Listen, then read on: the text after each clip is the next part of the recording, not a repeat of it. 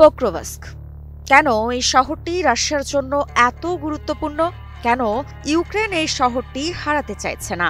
এবং এই যুদ্ধের ফলাফল কি শুধু দুই দেশের মধ্যেই সীমাবদ্ধ থাকবে, নাকি পশ্চিমা বিশ্বের নীতি প্রভাবের নিয়ন্ত্রণও এটি প্রভাবিত করবে? পোক্রোভস্ক একসময় দোনেৎস্ক অঞ্চলের ব্যস্ত রেল ও সড়ক জাংশন, যেখানে প্রায় 60,000 মানুষ বসবাস করতেন। যুদ্ধের আগে এই শহরটি ইউক্রেনের সামরিক রসদ সরবরাহের একটি গুরুত্বপূর্ণ কেন্দ্র ছিল।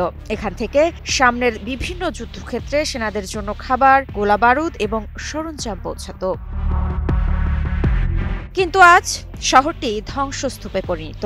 অধিকাংশ বাসিন্দা নিরাপদ স্থানে চলে গেছে। একমাত্র কোকিং কয়লা খনি, সেটিও বন্ধ, আর এখানকার সবচেয়ে বড় টেকনিক্যাল বিশ্ববিদ্যালয়ও বোমা হামলার কারণে তছনছ।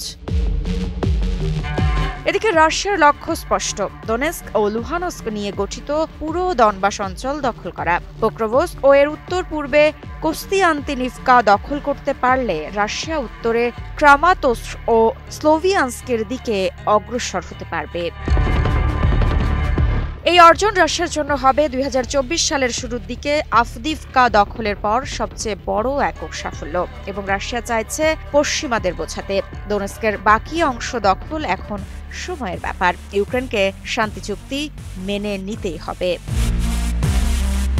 তবে যুদ্ধ সহজ নয়। পোক্রোভস্কের দিকে রাশিয়ার হামলা 1 বছরেরও বেশি সময় ধরে চললেও তারা সরাসরি আক্রমণ না করে ধীর গতির পিঞ্চার কৌশল ব্যবহার করছে। ছোট ইউনিট, ড্রোন সরবরাহ, লাইন কেটে দেওয়া, তারপর বড় বাহিনী নিয়ে এগোনো, এই কৌশলই রুশ সেনাদের টেকনিক।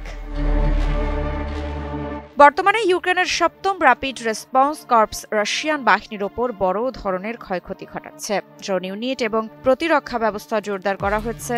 রাশিয়া শহরের রেললাইন পার হয়ে অধিকৃত এলাকা বাড়ানোর চেষ্টা করছে, কিন্তু ইউক্রেন তা থামাতে সক্ষম। বিশ্লেষকরা বলছেন, রাশিয়ার জন্য পোক্রোভস্ক দখল করা মানে শুধু ভূরাজনৈতিক জয় নয়, এটি পশ্চিমাদেরকে দেখানোর একটি মেসেজও যে ইউক্রেনকে শান্তি চুক্তিতে বাধ্য করা সম্ভব। অন্যদিকে ইউক্রেনের জন্য প্রতিরোধ মানে বিশ্বকে দেখানো যে তারা রাশিয়াকে বড় ক্ষতির মুখে ফেলতে সক্ষম, যাতে পশ্চিমা সামরিক সহায়তা অব্যাহত থাকে। বাছাই করা আলু আর স্পাইসি সিজনিং এ প্রাণ পোটাটা চিপস নাকি বিস্কিট খেয়ে বুঝে নাও। পোক্রোভস্ক এখন এক শহর, যা এখন কেবল রেল লাইন ও সড়ক জংশন নয়, এটি হয়ে দাঁড়িয়েছে পূর্ব ইউরোপের একটি প্রতিরক্ষা এবং রাজনৈতিক কৌশলের চূড়ান্ত পরীক্ষা। ঋত্বিকা সিনহা বিশ্বাস, নিউজ 24।